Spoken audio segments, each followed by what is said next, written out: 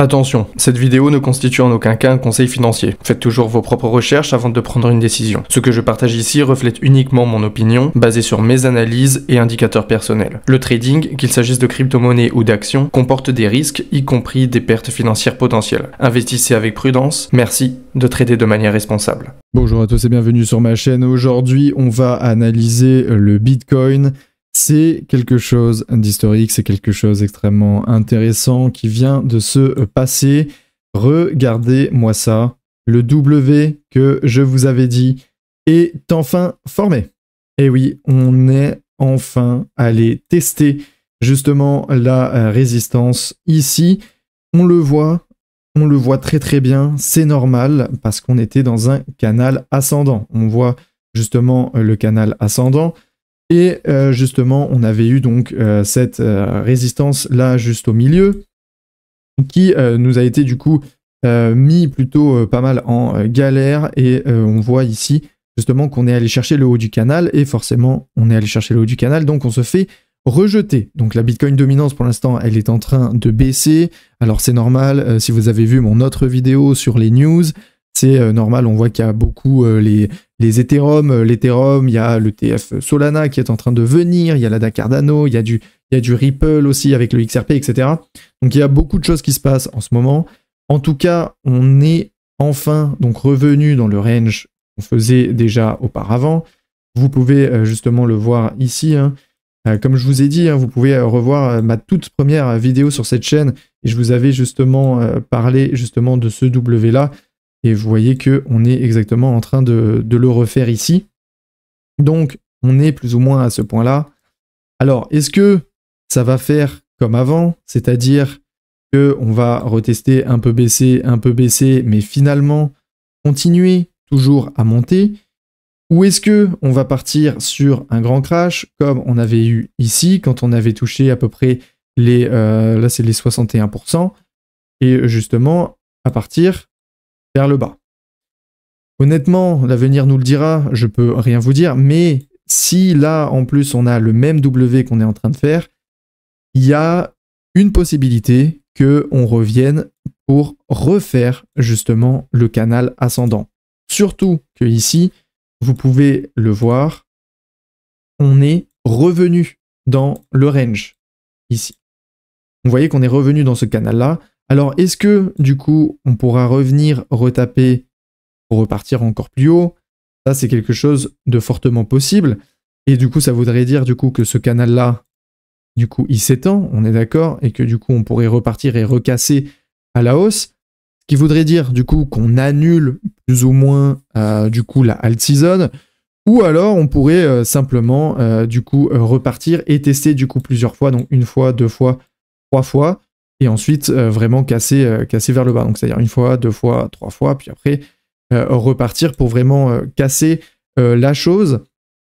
Après, il faut savoir que ça va être très compliqué. Pour l'instant, oui, très clairement, on est en train de faire les mêmes choses. On est très clairement en train de faire les mêmes choses. Mais est-ce que ça veut dire que sur le long terme, on va justement garder cette ascension? Il faut savoir que pour l'État, pour tous les États qui sont en train de faire des réserves stratégiques de Bitcoin, ils veulent garder cette dominance. Ils veulent pas que le Bitcoin fasse des gros crashs. Donc, il est fortement possible que la alt season n'ait pas lieu. Je sais que c'est dur à entendre, mais il y a vraiment cette possibilité-là à toujours avoir en tête. Ce n'est pas parce que vous avez beaucoup d'altcoins et que vous attendez impatiemment la alt season qui vient que forcément la alt season va venir. Si elle vient, comme je vous l'ai dit, ça serait probablement en mars, voire avril. J'avais dit d'ailleurs à fin février, voire mars ou avril, c'est vraiment les 3 mois pour moi. Je pense potentiellement fin mars, parce que forcément ça serait la fin du premier trimestre, et donc ça correspondrait en plus avec le gros crash en 2021. Donc, est-ce que ça se passera comme ça, ou est-ce que justement on continuera l'ascension comme justement on a fait ici? Parce que même là, vous voyez, je peux même le faire pour vous. On peut simplement, donc là on voit qu'on est justement dans la baisse, donc on pourrait très bien faire quelque chose comme ça. Ça c'est quelque chose qui est possible. Donc c'est-à-dire, vous voyez justement, on baisse, on vient retester cette résistance là, puis après on pète ici pour retester la résistance ici du canal, et puis après on essaie justement de remonter. Donc ça c'est quelque chose qui est fortement possible. Donc à voir toujours pour la alt season, ne soyez pas pressés, il faut simplement qu'on regarde forcément l'historique, il faut voir les conditions, il faut voir la macroéconomie, c'est ça qui va justement nous dire si la alt season a lieu ou pas.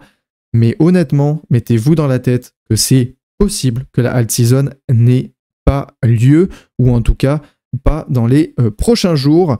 On va du coup passer au Bitcoin, et le Bitcoin nous fait quelque chose d'extrêmement intéressant. Donc ici, c'est le petit triangle justement qui était censé pour les heures.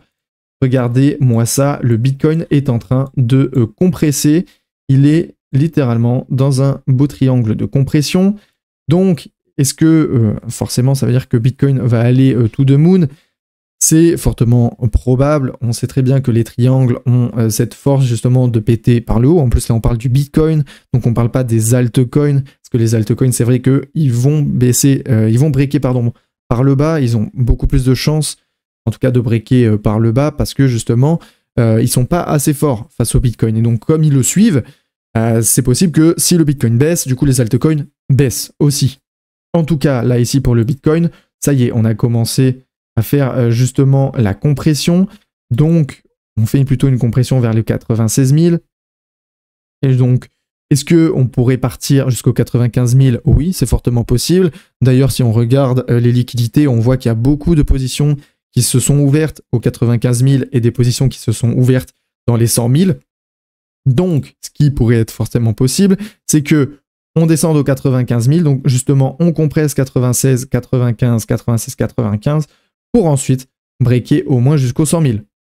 Donc, ça serait du coup jusqu'au Fibonacci 0,5 99 274. Et quand on regarde sur du daily, donc sur un peu plus du long terme, on voit quelque chose d'extraordinaire. Et vraiment, j'ai jamais touché ce triangle, hein. Je vous avais dit que justement, il y avait un risque de réintégration de range. On voit très clairement ici, on est en train de respecter le triangle. Alors, vous pouvez me croire ou pas me croire, mais là, c'est vraiment très très parlant. Donc, on voit qu'on a tapé le bas du triangle.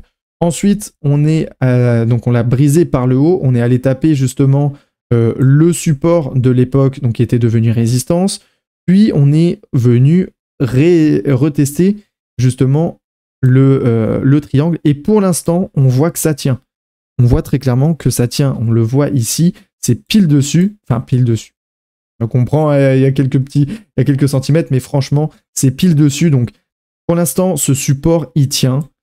Et tant que ce support tient, il n'y a pas de réintégration de range. Donc, pour l'instant, on va dire que ça va. Mais, comme je vous le dis, et comme je vais vous le répéter absolument dans toutes mes vidéos, faites attention à cette réintégration de range. C'est fortement possible qu'on revienne aux 92 000. Après, est-ce que si on revient aux 92 000, c'est une catastrophe? Non. Parce que 92 000, ça veut dire qu'on peut aussi compresser comme ça sur le long terme, justement pour exploser potentiellement aux 102 000, pour ensuite aller chercher les 110 000. Donc justement, un nouvel ATH, c'est forcément possible. Après, comme vous le voyez ici, on a aussi la formation d'un mégaphone. Alors, justement de ce triangle-là, qui fait donc comme office de mégaphone, donc c'est possible que justement on puisse repartir ici aux 99 000, revenir aux 95, 100 000, 95, 100 000. Ça, c'est quelque chose qui est possible, puisque, comme on le voit donc dans les liquidations, c'est 95 000 et 100 000 qui sont très clairement en jaune, et donc il y a beaucoup de liquidités qui vont être prises dans ces niveaux-là. Après, ce qui pourrait nous rassurer, ça serait ici. Justement, on voit l'intersection donc aux 93 000. Si on arrive à toucher cette intersection, il y a forcément, donc c'est le bas du range, et donc si on arrive à garder ce support-là des 93 000, on pourrait remonter du coup aux 102 000, et comme je vous ai dit, aller aux 110 000. Donc ça, c'est encore une possibilité. Maintenant, si on regarde très clairement sur le très long terme, quand on voit par mois, en weekly, je pense que c'est un peu plus parlant en weekly, plutôt que par mois, on voit du coup, comme je vous avais dit, la tasse, la anse, la brisée par le haut, et ensuite on a créé un range. Dans ce range-là, quand on regarde ça, on voit forcément qu'il y avait cette grosse résistance qui qui nous saoulait déjà depuis novembre 2021. Donc on le voit ici, hein, quand on l'étend justement, on voit qu'on est en train d'essayer de la briquer, ou en tout cas de rester en haut. Mais ce qui est rassurant, c'est qu'on a fait justement un canal. Après, forcément, on a brisé donc le canal par le haut, mais là, vous voyez justement la résistance ici, en pointillé. C'est très compliqué, hein, de la breaker. Mais aujourd'hui, on a du coup le support qui est au 96 000. Alors forcément, hein, il nous reste quand même beaucoup de temps pour voir ce qui va se passer. Hein. 10h51, il peut se passer beaucoup de choses. Mais en tout cas, si on arrive justement à clôturer au-dessus des 96 000, ça serait extrêmement intéressant, vu que ça voudrait dire qu'on pourrait repartir pour clôturer jusqu'aux 104 000 et voire même aller chercher les 111 000, 112 000. Donc ça correspondrait justement avec les 110 000 que je disais, avec le range qu'on avait vu en daily. Après, si malheureusement ça tient pas, il y a une forte possibilité justement de redescendre aux 89 000, voire même aux 80 000. Alors franchement, il y a très peu de probabilités pour que ça se produise, mais dans votre tête, il faut toujours que vous vous dites que ça peut se produire. Il y a toujours quelque chose de mal qui peut se produire, et pas simplement, bon bah ça y est, on est dans le range, là on a tapé les 96 000, ça y est, c'est bon, on va partir to the moon. C'est forcément ce qu'on espère absolument tous, mais c'est quelque chose qui peut aussi ne pas se produire, ou en tout cas se produire pas forcément maintenant, mais plus tard. Et donc du coup, ça voudrait dire par exemple, si on fait ça, qu'on rebreak par exemple aux 79 000, c'est pas quelque chose qu'on peut faire, mais si ça se produit, et du coup reprendre de la force et revenir. Donc ça, c'est quelque chose qui est à voir, en tout cas pour le Bitcoin. En tout cas, vraiment, c'est hyper intéressant, hein, de voir que le triangle, justement, cette résistance-là, est extrêmement solide.